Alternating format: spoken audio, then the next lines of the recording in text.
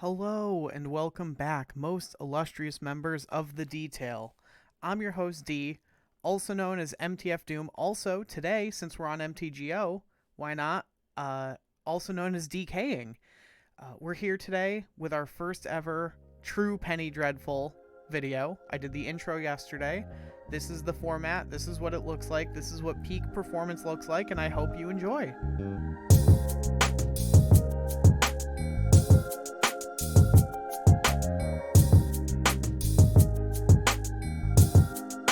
Just before we get into it, thank you again to all those who support. A like, a comment, and especially a Discord join go a long way. You can help me. You'll dictate what decks I play. You can give me deck ideas, video ideas in general. You could just be part of the community. You can ask me uncomfortable questions about my transness, and I might even answer them. If you've like never encountered a queer person before, I could be your first person to ask questions too, so that you don't traumatize someone else. All right. So thank you so much. So this is the first deck. Spoilers, not exactly spoilers. I already did one league with this. I ended up 4-1. Very, very cool. Big fan of that. We're gonna jump into a new league today. This is Mardu Midrange. So some of the people here, I'm sorry if I'm gonna add a timestamp down below. If you're an entrenched Magic player, this deck intro might be a little slow for you, because I'm trying to also get people who might be here from watching Marvel Snap content on board to like understanding kind of what's going on. So timestamp down below for when gameplay starts, but just so you know, we're going to take it a little slow through the deck tech. Okay, so this deck focuses on just being a value engine with very reasonable answers to a lot of the meta. So from playing so far and the types of decks that I've uncovered, we'll start with our own engine and then we'll talk about what tech involves, right? So our major win con is this guy right here, General Ferrous Rokiric. I call him Rock and Rick for autism reasons. So he's a 3-mana 3/1, hexproof from mono-colored. That means your opponent cannot target him with single-colored removal spells or interaction of any kind. He can still be... it's not protection from monocolored. Protection would mean that he can't actually like be destroyed by combat. So you can't like swing in with this guy against like a single colored deck, hoping to like not take damage. And then when you cast a multicolored spell, create a 4/4 red and white golem artifact creature token. That is sick. So most of our deck you can see is multicolored. So he himself is multi, but he won't count himself because he's not on the battlefield when you cast him. In Magic, there's timing rules that count for that. Think like Mysterio versus an on reveal. In Marvel Snap, Mysterio happens when you cast him functionally, and an on reveal happens when it enters the battlefield functionally. So you can see this. Let's scoot over one notch. This counts as multicolored, this Dryad Militant, because it actually can be paid with green or white. We'll only ever pay that with white mana, but it does count as multicolored. Tide Hollow, Terminate, Kunoros. I've never played this card before, but I'm really excited it's in the format. Vindicate, sick card. And then Kaya, Ghost Assassin, all multicolored. So we cast any of those, and we get their effect, and then on top of it, we get a 4/4. So it's a value engine, right? So that's our sort of main win con, plus these very reasonable forecasts. So Archangel of Wrath is a 3/4 flyer for 4, 2 white. You can also pay an additional black or red or both. When she enters, if you paid an additional black, she deals 2 damage. If you paid an additional red, she deals 2 damage. And if you paid both, she deals 4 damage, right? And split 2 ways. So you can go 2/2, you can go 4 all at one target.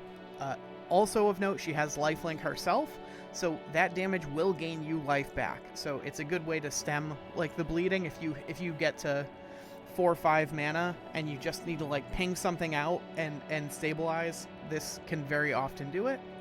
I should pull that like there so you can see it. I'm gonna go over to Kaya now though. Kaya is a 4-mana Planeswalker. Sick art. This is one of the cards on loan to me, as I talked about yesterday. card hoarder will actually loan you $5 worth of cards at no cost as long as you return them. This is one of the cards they loaned me, which means it's got to be one of the one of the cheaper variants of this card. But that's such sick artwork. I'm really glad that this is the one that they loaned me, because that's so cool. She enters with 5 loyalty. Basically, planeswalkers have health like a player, and if they run out, they die. So she starts with 5 health, and she can be attacked by your opponent's cards, their creatures. For 0, she can exile herself or 1 target creature, and then it gets returned at the beginning of your next turn, and you lose 2 life. So that's how she can replenish her own loyalty. If you use her minus abilities and she's down to like 1 or 2, you can 0. When she returns, she'll return with 5 because it counts as a new entity. Again, that's obvious if you've played Magic, but like I want everyone to understand as best they can to enjoy the content. And if you're newer, so -1, so you can then spend those health points, the loyalty points, to do other stuff. So for 1 of those points, so -1, each opponent loses 2 life and you gain 2 life. So a minor impact. But for -2, each opponent discards a card and you draw a card. So if you can like protect her for 2 turns and just go -2, -2, you're usually in a really good spot, and you can either finish out with -1, so each opponent loses 2, you gain 2, or you can 0 and get her back to 5. If you can put your opponent in a position where you can -2 and protect her enough that she doesn't die and you can reset her with her 0, usually you're in a really good position because they're kind of splitting. They're making bad trades usually on board. This Kaya really tests your opponent's game knowledge, and so I really like this card. On the flip side, if they play really tight and they kind of understand the position they're in and whether or not they can take advantage of getting rid of Kaya, or like if they have a clean answer, she's a little worse. Like 4 mana to make your opponent discard a card and for you to draw a card isn't like that impactful. But like, again, on top of it making a 4/4, probably good enough if we have the whole combo online. All right, so then going in order, we'll just start with we'll go there. Okay, so Chain Lightning is our early interaction. It's just Lightning Bolt, but worse. Oh, I gotta get in the habit.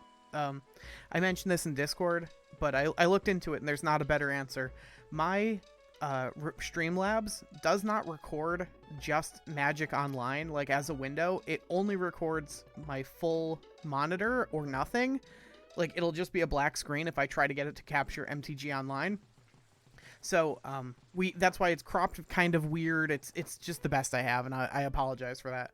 But I got to get in the habit of pulling cards to the front when I'm talking about them. So Chain Lightning is just a sorcery lightning bolt. It also gives your opponent the ability to pay red to copy it, basically double it and send it back. So they get to bolt one of your things if they pay red. Technically, you could then pay red to bolt another of their things. Usually that doesn't happen. You're really trying to just pay a single red and deal with a single threat, usually on turn 1 or 2. It's just kind of the best you got in this format. This or Burst Lightning, but I like Chain Lightning better. Our first tech card. So this is a really cool... I didn't build this deck, by the way. But this is a really cool piece of tech. This is some of my favorite deck building moments is little interactions like this. So this is a multicolored card, which is like good enough, right? This could kind of be anything for 1 mana and you'd be like happy because you'd get a general Ferrous Rokiric trigger. But additionally, this has the static ability. If an instant or sorcery would be put into a graveyard from anywhere, exile it instead. And I did not realize how important that is to this format right now. When I last played Penny Dreadful, Reanimator was kind of a beating. There's not so much of that right now, I've noticed through the meta breakdown. But there are Oops All Spells decks, and what those will do is they play no lands that are lands. So in Magic, there are some lands that on the backside, they're spells on the front and they're lands on the back. So if you play something that says, mill cards until you mill a basic, or until you mill a land. They'll never see a land get milled. Like, those cards will only see the front side. And so what you can do is you can play a deck wherein you're still technically playing lands, because all the back sides of the cards are lands, but then you play a card that says mill until you hit a land. It will mill your whole deck, it'll go into the graveyard, and then you can use the spells from your graveyard to win the game. Usually, like, a combo that just wins from the... Usually it's like, what is it? Dread Return? Because you'll get some Narc Amoebas, you'll get some maybe Creeping Chills. I don't exactly know, because the one time my opponent tried it, I had a Dryad Militant out, and it fizzled because they had no spells. They couldn't actually win the game because all their spells got exiled because it's from anywhere. So this is a really important piece of tech because the Oops All Spells deck is quite good. So we have main board outs to that deck. How cool is that? Arkham's Astrolabe just lets us mana fix. It lets us smuggle, Smuggler's Copter, one color of mana into another, and it draws a card when it enters. This card was actually, I mentioned yesterday, there's a funny thing in Penny Dreadful where there's cards that were considered too good for other formats but slot in here.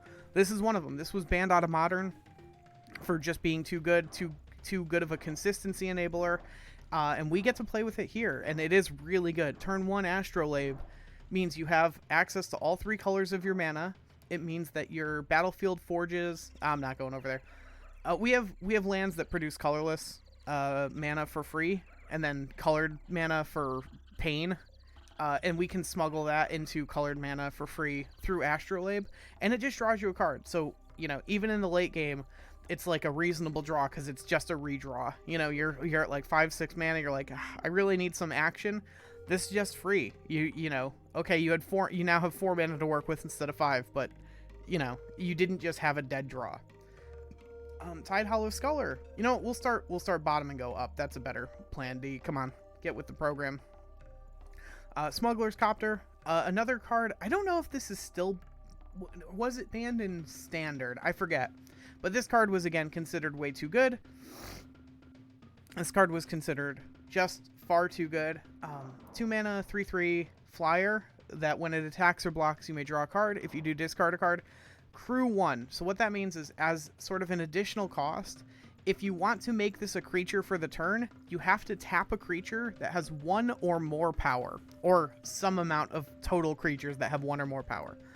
It's not a very high cost to turning this into a creature, but it is some kind of a cost. But the point is, it was considered far too good. You know, it is functionally a 3/3 flyer for 2, because that Crew 1 is such a minor downside. And then it has an additional upside of drawing and discarding. This card was like... It's bonkers. I'm really glad I get to play with it. Terminate is just a very reasonable instant speed interaction spell. Red-black, destroy a creature. It can't be regenerated. That hardly ever matters. But again, interestingly, it's multicolored and it's instant, and both of those things are very important because we just need answers sometimes at instant speed, which Chain Lightning does not offer us. We got Tidehollow Sculler, another absolute favorite of mine. This deck is full of some of my favorite cards. I'm so happy to be able to play this. Black-white, 2/2 zombie. When it enters the battlefield, you look at your opponent's hand and you exile 1 card from it, a non-land card from it, underneath Tidehollow Sculler. And when it leaves the battlefield, you return the card to their hand. Now, again, this is like fairly niche, and it's not going to come up in our deck basically ever because we don't have any way to like take advantage. But because this is formatted as 1 giant block of text, our opponents might miss it. If I play Tidehollow Sculler and my opponent goes, okay, destroy it, and I still have my trigger on the stack, what they think is going to happen is that I won't get to take a card out of their hand because, like, oh yeah, Tidehollow Sculler will leave and they'll get it right back. But what'll actually happen is Tidehollow Sculler will leave, they'll get the card back, but I haven't taken one yet, and then I'm going to take a card from their hand. and then it stays exiled because Tidehollow Sculler doesn't exist anymore. So you can actually do cool stuff with that if you have like instant speed sacrifice effects. We don't, but it's just important to note, especially if you're on the other side of this deck, if you're playing against this deck, you should know that you shouldn't remove Tidehollow Sculler at instant speed, you should let it hit the field and then remove it, because otherwise you just lose the card forever. Also, they fix this. If this is formatted differently, it actually does work as intended. There's cards that say, like, when this enters exile a card, new paragraph, when this leaves, return the card exiled with it. And those work the way you would assume, but this one doesn't. Vindicate. Oh, Vindicate's so good. 3 mana, sorcery. So again, sorcery kind of sucks. You know, not having the instant speed is tough, but this card couldn't be instant. It would be far, far, far too good. Destroy target permanent. That's any of them. You could hit lands if you want, if you're an absolute dickhead. You know, whatever. But this card is just one of the most reasonable removal spells in the game. Just 3 mana, answer anything, right? Your opponent has an enchantment that's like giving you hell. You can't terminate it. You can't chain lightning it. Vindicate. You always... I love that we run 3 main board, because it just gives us reasonable answers to absolutely everything. Whatever you need destroyed, here it is. Destroy it. And then Kanoros. Again, there's the deck that wants to reanimate that we talked about with Dryad Militant. This stops that in an okay way. This is another card that, when it got spoiled, I was pretty sure it was going to see standard play, and it just never did. It was always not quite good enough for what it does. But it's a 3 mana 3/3. Vigilance, Menace, Lifelink, all really good keywords. Vigilance means it doesn't tap to attack, so it can also block. Menace means it has to be blocked by 2 or more creatures, and Lifelink means you gain that much life when it deals damage. Creature cards in graveyards can't enter the battlefield. Really good against that all spells deck. And players can't cast spells from graveyards. Also very good for the spells deck. It's just so cool to be able to main board very reasonable spells like that and answers. So fucking cool to me. Okay, and then we got the sideboard.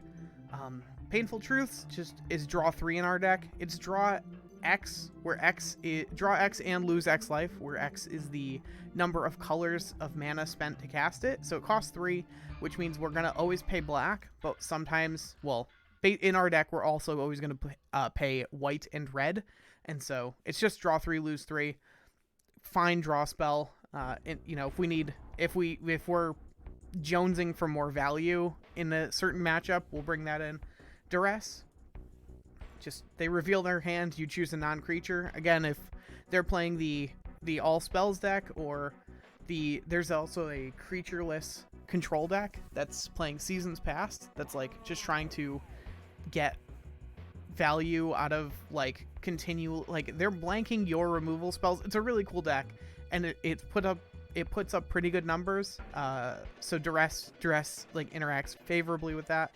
Also, if you're just against like another control deck, a combo deck, you need the Duress, because it's our only way of interacting with the opponent's hand. So if there is a combo deck, you just need to have that, or you're hoisted. Kambal, 3 mana 2/3. If an opponent casts a non-creature spell, they lose 2 life and you gain 2 life. Again, puts a lot of pressure on especially like the Storm decks. In Magic, unlike in Snap, Storm means something different. Storm in this game means the ability to play a bunch of spells in the same turn. Functionally, that's a good starting point for your understanding. And this gets them really hard. They suddenly can't play a bunch of spells in one turn, or they just die, and so you win those matchups unless they can interact with him first and then go off, that taxes their resources a lot. And then we have Deafening Clarion, a 3 mana functional board wipe. It's deal 3 to all creatures, or it's or your creatures gain lifelink. So usually either is enough to win the game based on what the board state is. It's just more for aggro tech, right? If you're getting aggroed out in game 1, your opponent just floods the board with 1-drops. Deafening Clarion comes in and goes get wrecked, scrub. So that's how we win those games. We're pretty actually solid on that with Archangel main, Terminate, Chain Lightning. Like we interact pretty favorably early on, and we can make it really hard for them to deal 20 damage. Usually we can stall them out at like 17, 18, and then General Rock and Rick takes over the game. But, you know, if we need that little extra push, we have the Clarion. And then Shattering Blow, I think... So, I mean, it is just exile target artifact. I think it's mostly for the Phyrexian Dreadnought matchup, which is, like, very hard for us. Phyrexian Dreadnought is a 1-mana 12/12 with Trample. It says, when it enters, sacrifice 12 power worth of creatures. The point is, your opponent is going to cheat it in by playing cards that say, enter the battlefield effects don't trigger, right? They basically Cosmo their they Cosmo their Maximus, right? That's like what this is in Snap terms. And so you will have a Shattering Blow because you want to exile it, because they also run a card that's an enchantment that says at your end step, return a card that costs 1 mana from your graveyard to the battlefield. And so if you just destroy it, it will just come back and it will again be Cosmoed functionally, so it won't actually go off. So you need the Shattering Blow to answer that. And also just like exile target artifact at instant speed in a multicolored card is really cool. It's a cool piece of tech, and we get to, you know, we get to run all kinds of cool tech in this deck. So I already did the one. We're going to jump into another league right now, and I hope you enjoy, and I'll see you at the outro. All right, we are on the play, and this hand's a little loose. I'm going to mulligan. 2 pieces of early interaction, but we don't know what we're up against. Not worth it. I value this interaction more, so we're going to keep this. Knowing exactly nothing, we're going to pitch Vindicate. We have answers to creatures. We have answers to hand with Tide Hollow. We're just going to keep this. It gives us a more robust suite of reasonable answers. We'll see what they do.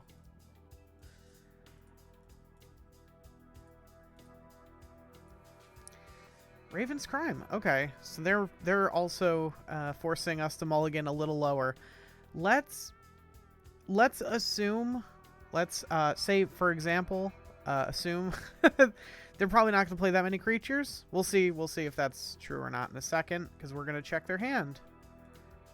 We'll take damage off that. White-black. What do you got going on?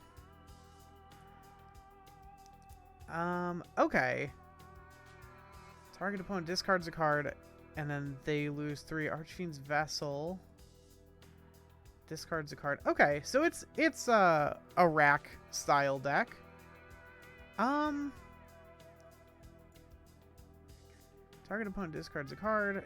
They then flip it. Huh. Let's get the scroll out of here for now, because that's a really clean follow-up turn. Oh, they have Luris as well. That's bad. Alright, there's their swamp. They're pitching another. Alright. We're gonna go with the Archangel, because I don't really foresee us hitting 4 mana somehow. They're gonna Shrieking Affliction. Yep. Okay. We got Painful Truths in the side to bring in. It's not great for us. I think we gotta deploy this now, because next time they retrace, we want it to be the last time. We're not in a great spot, but we got a clock on them, kind of. They also kind of have a clock on us. The Archfiend's Vessels with the Luris are really cute. Now this should exile, right? I'm pretty sure. We'll pitch Smugglers. I think I value keeping General Rock and Rick. Yep, there's 1 vessel. Okay.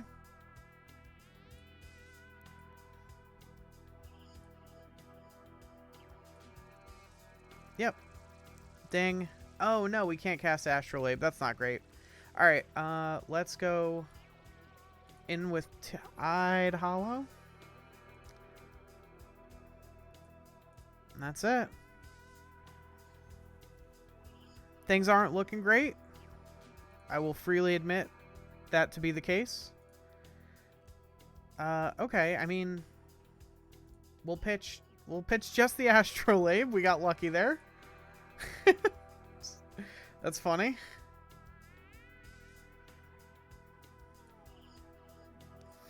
All right, I mean, you know, the small wins.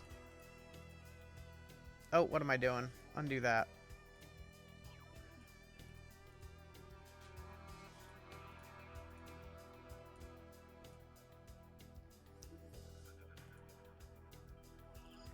Alright, every multicolored spell gives us a lot of pressure going forward. They also seem to have locked themselves out of adding Lurrus to their hand by pitching 2 of their lands, so that's good for us. Oh no! Why do I talk? Why do I say anything? Oh, they didn't go for the Lurrus ad. That's probably really good for us. Although this flipping is pretty bad for us. Alright. Multicolored spell, perhaps? Yeah, it's not the best multicolored spell I've ever seen, but, you know, it's what we got.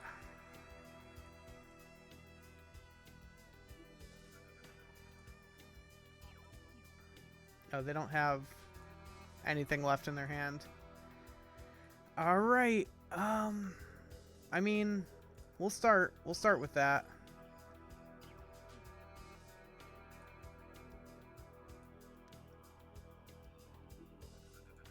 Wait, am I just dead? No, okay. They might just go for adding Lurrus, which would be good for us.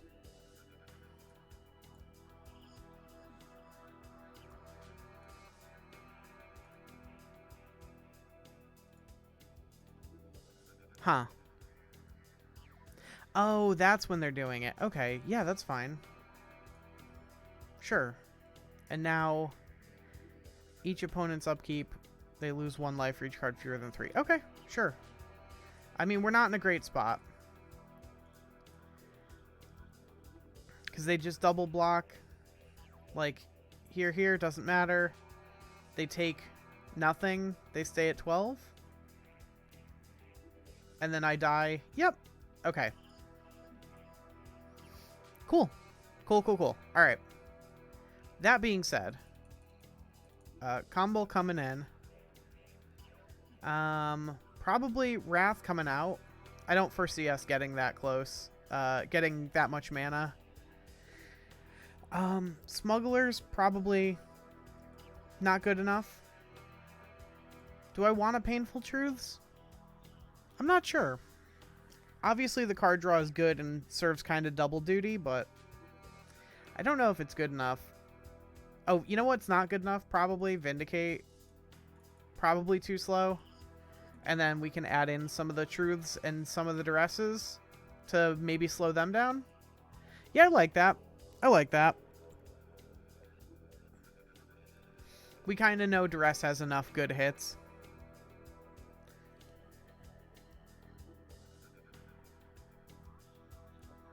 Alright, yep, we'll take the play. We know what we're up against now. Really don't want to have to mulligan. For what it's worth, our mulligan was still correct last game. Our opener was not well suited to beat this deck we're up against. Love this deck, by the way. Big fan.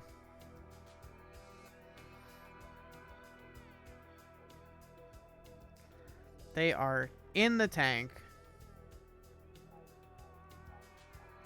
This is the downside. I've had to cut and end up not using a bunch of video already because it's just too, it's like there's too much dead space in it, like ugh.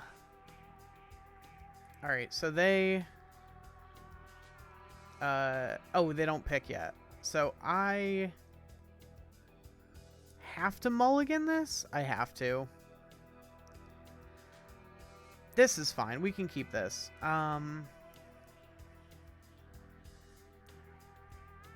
Oh, huh. Alright. Chain Lightning isn't doing it for us just yet.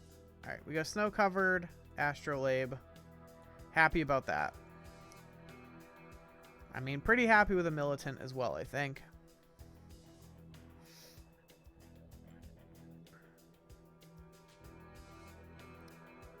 Okay. Yeah. Good. We really didn't want the... As soon as they start making us discard, we're not ultra happy about it in a lot of ways, but we're doing okay.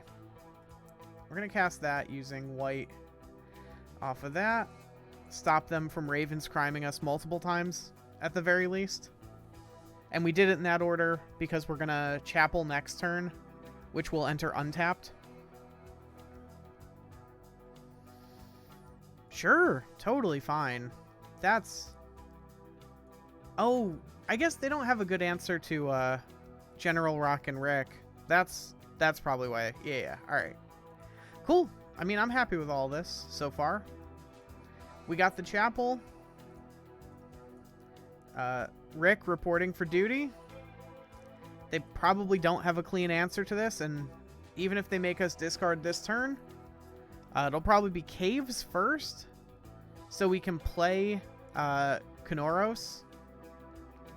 Yeah, okay. So we'll pitch Caves, because we only have the Kayas left for 4 drops. We cut the Angels because we thought they were too slow. They are, well, because they are too slow. Okay. Well, we brought in the Painful Truths, but the painful truth is, I think we're going to pitch it here. I know that might seem silly, but I think I value the guaranteed 4/4, and Kanoros has some kind of additional benefit. White, black, and anything.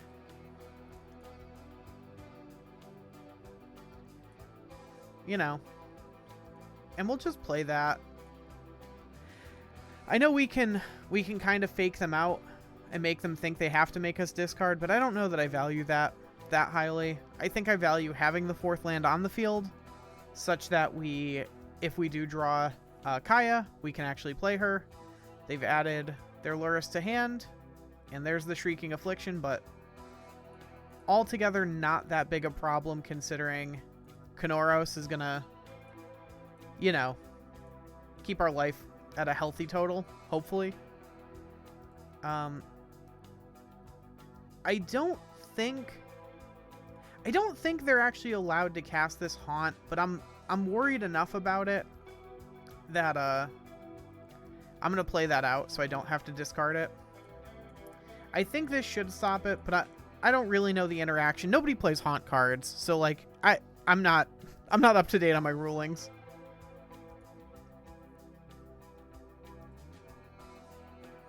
Okay. Well, it's a good thing we did that. And they can't cast Archfiend's Vessel with their Lurrus because of our Kanoros.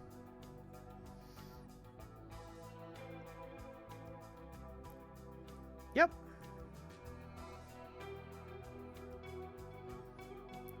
I think it still lets them try, so they might try to cast it. No. Okay.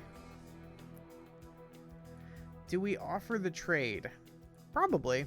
Them not having Lurrus is probably good for us.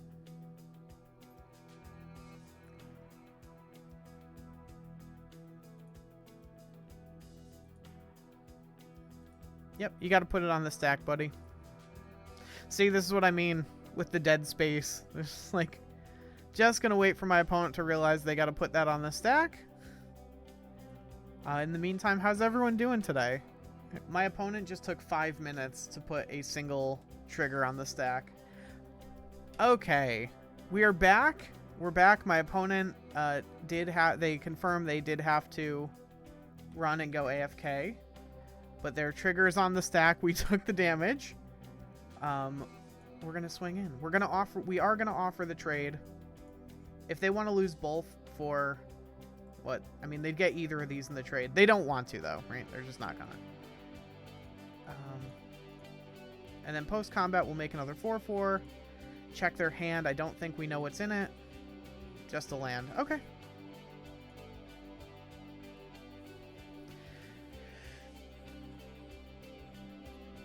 Alright, they get a second copy of the Shrieking Affliction if they so choose.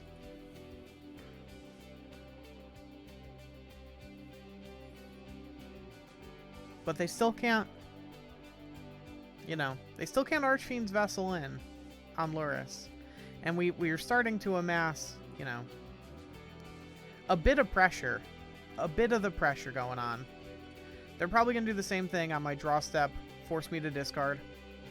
That'll be okay, but not great. Yep, they're holding priority on draw step. That's fine. That flips. It means they don't get a block this turn. So we get in again. Which might be enough to pressure them. 4, 8, 13? Huh. So if I swing with General Rokiric, we actually force the Luris block.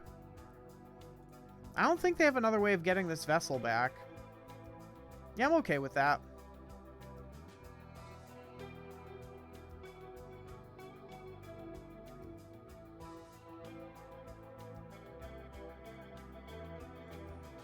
Yep.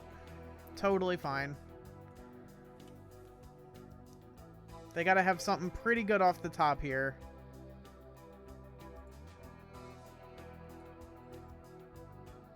I think they can deal like 9 if we stay empty-handed, right? 3, 6 plus the actual... Yeah, okay, cool. I mean, I like how that played. I'm good to run it back? Yeah, I'm good to run it back. It's gonna be harder being on the draw. Although, I mean, it's an extra card. That's cool.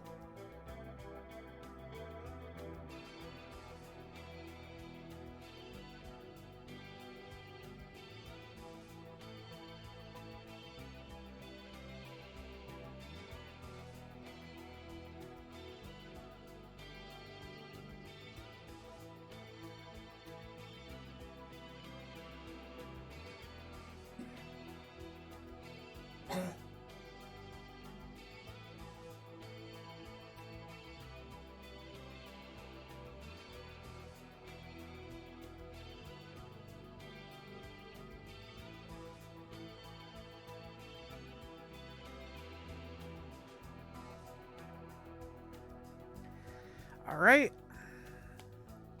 This one's for all the marbles. Let's see what they pick. They actually might. Okay, no, they are on the play. They're gonna let me draw an extra card. Let's keep this. We got a couple redraws, and we have the Dryad Militant. I don't know if I'm overvaluing this in regards to the Raven's Crime. But I don't think I am, right? After that, maybe I just wasn't supposed to keep Terminate, because I feel like it's always my first pitch. But we're good. We're happy with all this. Our lands are all going to enter untapped, which is cool. They can crime me one more time. At which point, we're done with that stupid card. I would like you to stop Ravens criming me. That'd be great. Oh. Dark Ritual. Alright, what are you ramping into?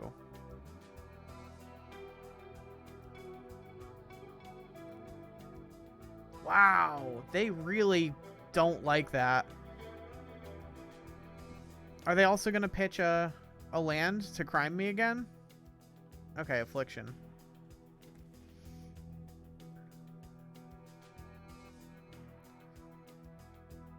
Wow, how... They're going so hard. Yeah, okay, Battlefield Forge. That's fine. We traded land for land. They're down to 1 in hand. I don't know that I'm that worried in this spot. I think I'm pretty happy with all this. Yeah, I think I'm very happy with all this.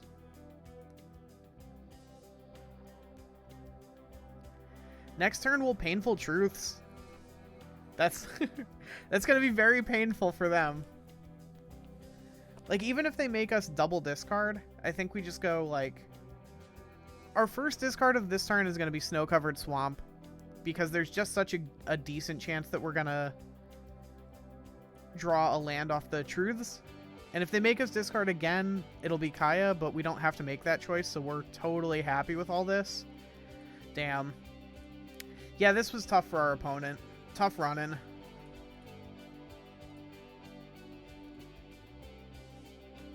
Yep. And that might just seal up. That might just seal the game. Kaya, as soon as we resolve Kaya, I don't think they have any outs left. Yeah, sure. We'll pitch another land.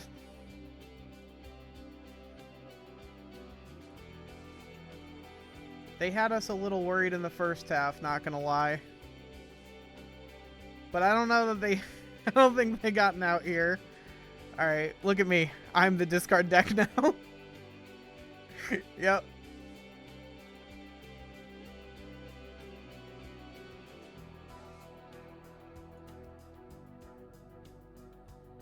They can't even, like, if they play a land, yeah. Good games. Alright, and we're back with the final game of this league. We're currently 3-1, so we're shooting for that 4-1. We won the die roll, which is always a good start. We have to mulligan that, obviously. And we can keep this, obviously. Am I bugging? Do I just pitch a Battlefield Forge or a Caves? Like one of these two? And go for the double Astrolabe redraw? Or is it Archangel? Might be Archangel. No. Let's see what they do. Let's see. We're totally blind. I don't think I've played this person before, so I have no insight into the type of decks they like to play. Nothing like that. They are in the tank on this mulligan. They might have been... We joined their game, so it's possible they've just been waiting a while and they don't realize they have an opponent yet, but, you know. If I gotta cut it, I gotta cut it. Alright. We'll keep... they're keeping a 7. Let's just keep the 2-lander. Let's just keep the 2-lander on a double redraw and see what happens.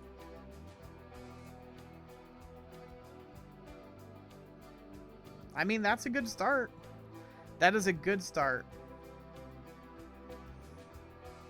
We pitched Battlefield Forge just in case they have a way to interact with our Astrolabe or anything. Huh. Don't love this. Don't love this one bit.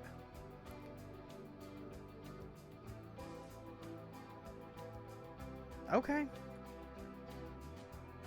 I mean, we get to at least take some kind of hopefully relevant piece out of their hand.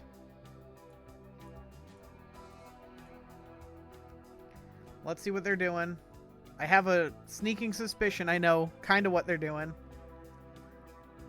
What in the world is this? Look at the top 7, reveal 2 artifacts, and put them into your hand. Okay, and then Mirror Enforcer, which just has affinity, but it's a 4/4. And then Steel Overseer, 2 mana. Okay, so... I mean, 7? 1, 2, 3, 4... Okay, I mean, Steel Overseer, I think that might slow him down enough. Just for now. And then we don't do anything. We're good. Okay. Yep, there's the island. I like this deck. This seems cool. 1, 2, 3. Good draw. Good draw by them. You know? Sometimes your opponent just draws good. So your opponent did as they did now. We're not, like, out of it or anything. But we do need some clean answers. That's not it. Okay.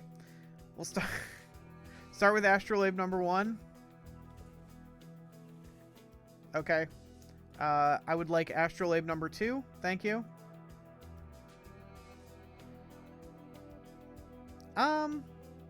Sure. It's something. It's something. We can Archangel next turn, although we're very likely going to wait until 5 so we can get 1 ping off and maybe take care of this Vault Scourge. I don't really know. I don't really know what my plan is here. We're under quite a bit of pressure. Oh, you already got to Reality Heist, huh? Yeah, we're under quite a bit of pressure. We do have some reasonable sideboard stuff going on.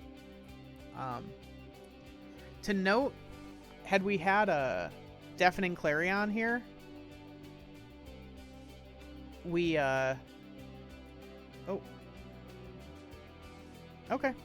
To note, had we had Deafening Clarion, it actually would have taken out Master of Ethereum because it would have killed these two, and then this would have shrunk from a 5 to a 3, at which point it would have died to the Clarion damage.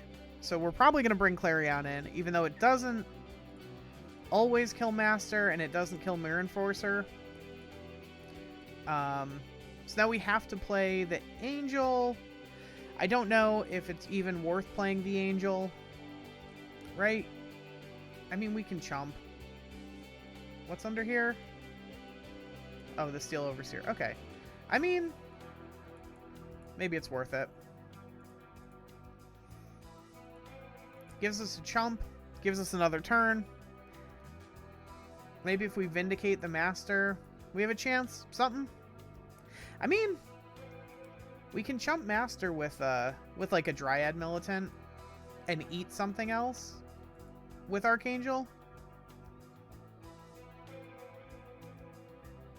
Yeah, you know, all things considered, if we draw a Terminate, we're doing okay. Although it looks like they drew something that they can actually cast. Oh no, that's fine.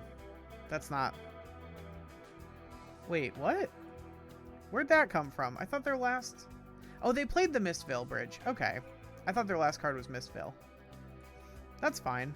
I mean, like, this is it. I think, yes, we're gonna need some pretty impressive draws, but like, there's a non-zero chance here. But we are gonna need some impressive draws. Well, let's see what happens. Yeah, can't let them have the Steel Overseer, I don't think. Oh, are we just dead? Is that what they're saying? That might just be what they're saying. So now we're taking 5, 6, 7, 8, 9, 10. So then if we block like that, we're taking 5, 6, 7, 8, but we're gaining 3 of it back. I believe I accept that.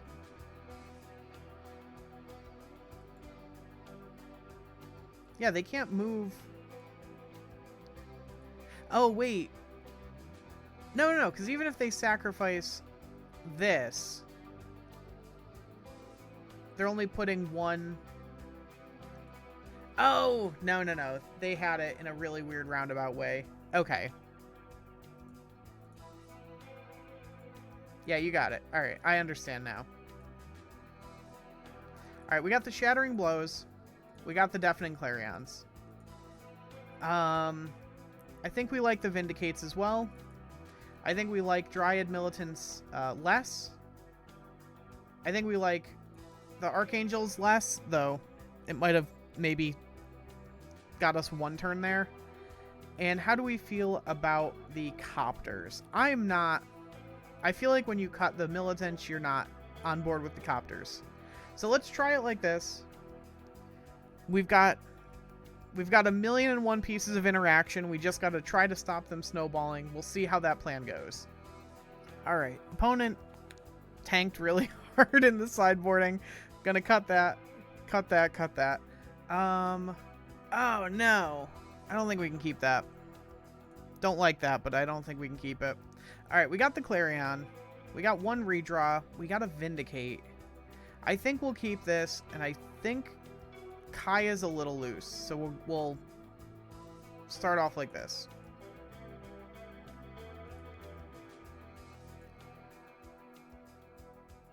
Yeah, we're happier with that, I think. Okay. Yep. Thopter. They... Oh. They just got it all? No. Alright. Not quite as explosive as last game. Happy to see that. Yeah. Cool. We kind of got our options open. We can start with General next turn. There's the Ravager. We probably won't start with General. I don't know where we start. Do we maybe Clarion now? And just go like 2 for 1? Just like solid. Sure. You know what? I'm in. You son of a bitch, I'm in. Do they sack everything? They sack all of it for Ravager to live.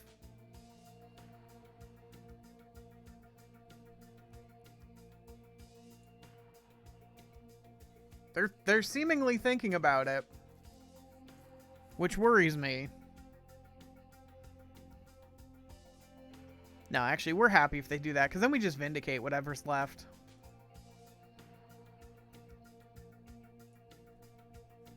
Yeah, solid 2 for 1.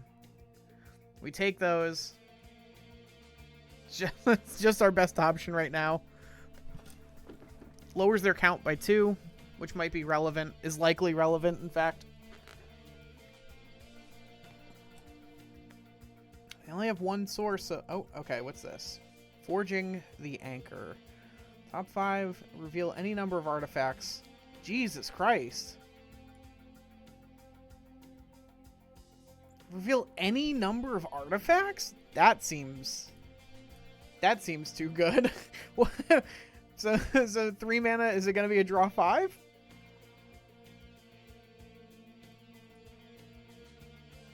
I mean, if it's a draw 3, they fill their hand, which is still pretty good.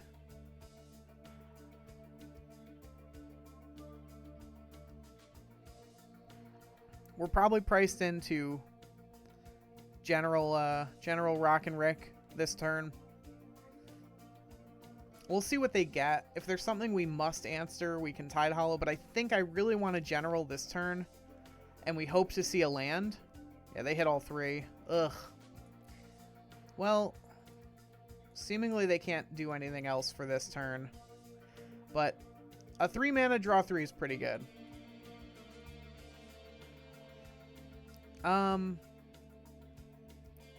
We're just gonna General. We want to vindicate something next turn, likely the Master of Ethereum, but we'll see what else they do. And we want to get a 4/4 for our troubles.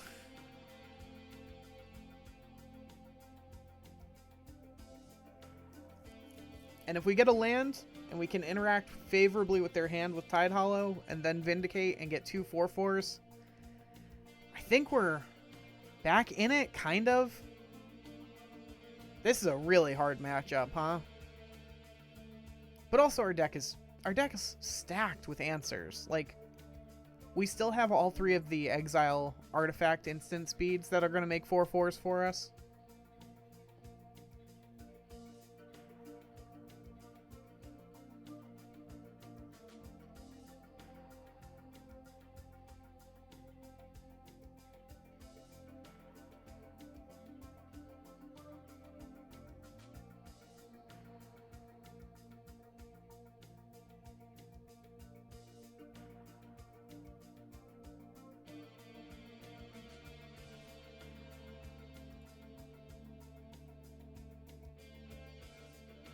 Alright, something's happening.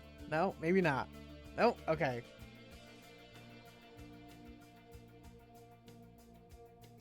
Alright, Vault Scourge to start.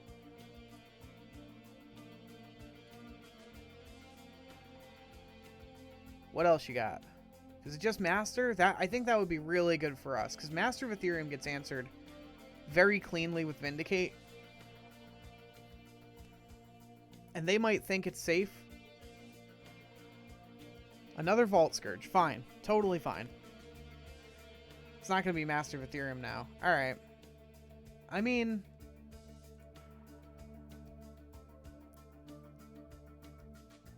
Land keeps us... Okay, land keeps us fat and happy. Alright. Black-white. Tide Hollow. I will be taking... probably that Master of Ethereum, thank you.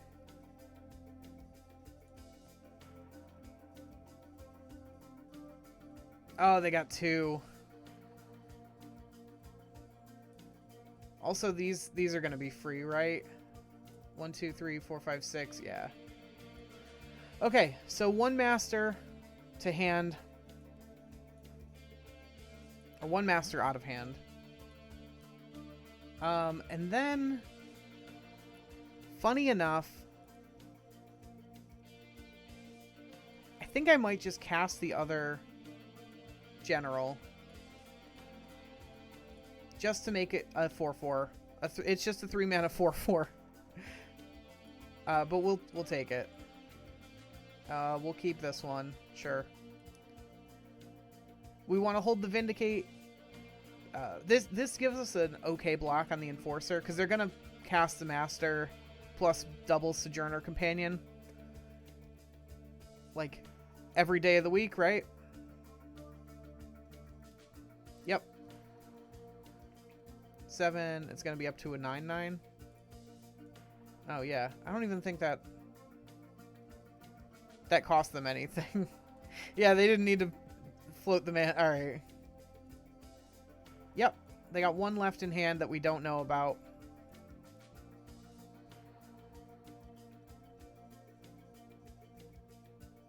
They see it. They don't want to swing into the golems with the Enforcer, which is why we did that.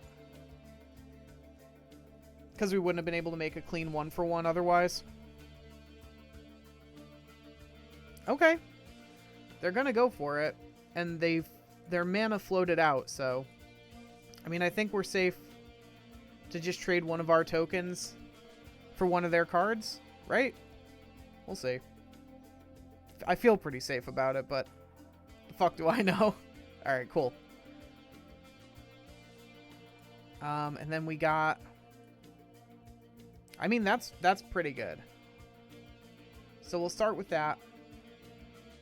See if there's any new fresh hell in their hand.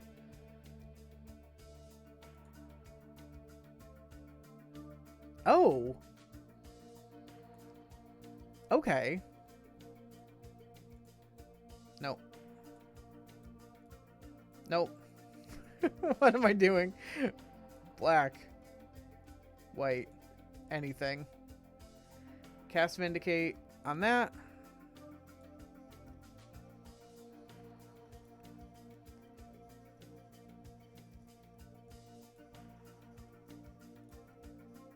Alright. I mean, they have potential draws that just say, like, 3 mana, draw 5. So we're not out of it. But they also have potential draws that are just like, you know, 1/1 flyers, 0/3 flyers, 0/2 flyers. Lands are a good draw for us. Huh. Yeah, okay. I mean, you played the land out too, so I know, you know, I know you don't have... I'm not worried, right? Yeah, I'm not worried. Okay. Cool. I mean, I'm happy with that. Swing in. We hold Vindicate for whatever, you know, for whatever they draw here. I mean, yeah, we're probably not even going to Vindicate that, honestly, right?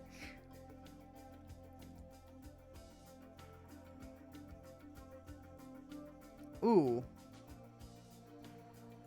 We can't give them back the Master of Ethereum. Huh. Do we really Vindicate a Scourge? Or do we just crack in for 4? I think we Vindicate a Scourge because it lets us get in with the Tide Hollows. Kind of weirdly enough. Is that greedy? That might be too greedy. No, I think we do it.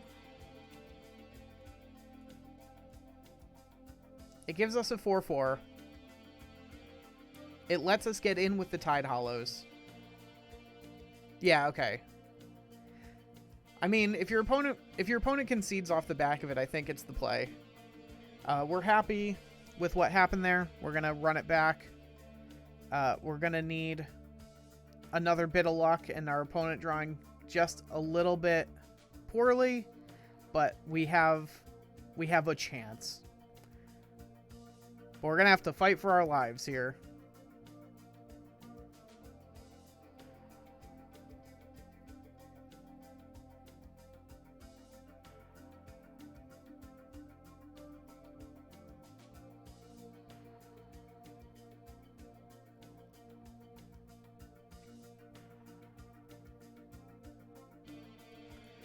Ugh.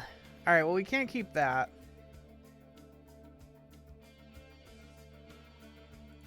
Mulligan that one.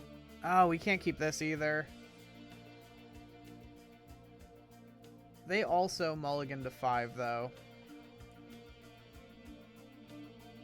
Alright.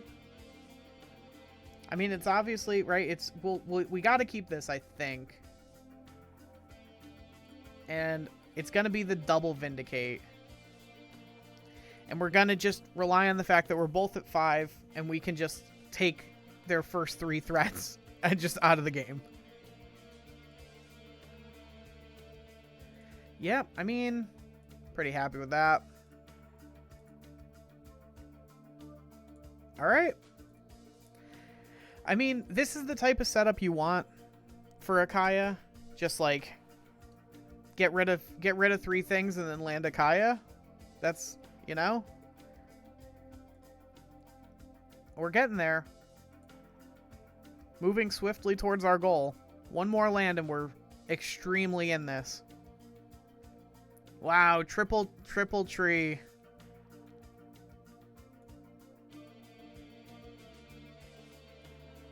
Yep, I mean, let's make efficient use of our mana. They don't have blue for Spell Pierce.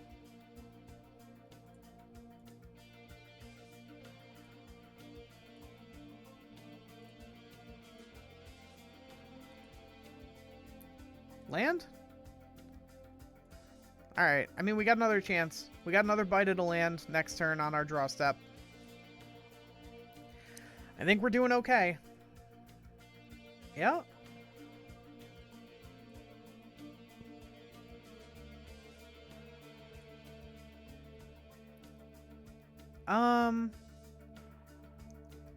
Again, just for efficiency, I think I value terminating that so it doesn't. It keeps their countdown. I kind of think they need. Yeah, awesome. I think that they need. Like, they're missing a critical mass of artifacts because they don't have blue here. And I kind of think that I just wanted Kaya to not have any chance of getting thwacked. Yep. All right. We both had pretty awkward hands, but Kaya very much values both of us starting at 5 cards. Yeah, there's the win. We take it. And that's another 4-1. That's another 4-1 result. Thank you so much for watching. I appreciate everyone. How cool was that? That's 2 4-1s with this so far. So super happy with the results. I mentioned, I think in the recording somewhere, although this might be in cut content, that I had to scrap a bunch of the video for this. There's a lot of weirdness in how MTGO interacts with my streaming software, Streamlabs. I guess it's a pretty common problem that it won't get picked up by a streaming software. It will not get shown. It shows up as a black screen, so I have to do a full screen capture. You probably noticed once or twice other like windows popping up, at least briefly. There's a lot of time to fill and a lot of like editing. If you're not constantly talking, you have to constantly cut out little moments. And even now, I'm not sure I'm super happy with this first result. But it's the first foray. I might do more hyper edited content in the future, but for now, this is what it looks like. I appreciate you watching all the way in, and I appreciate the first two people who have donated to a queer org and sent me pictures, which is Demisi and KD. So thank you so much. Thank you all for watching. I hope you have a great day, and I will see you all tomorrow.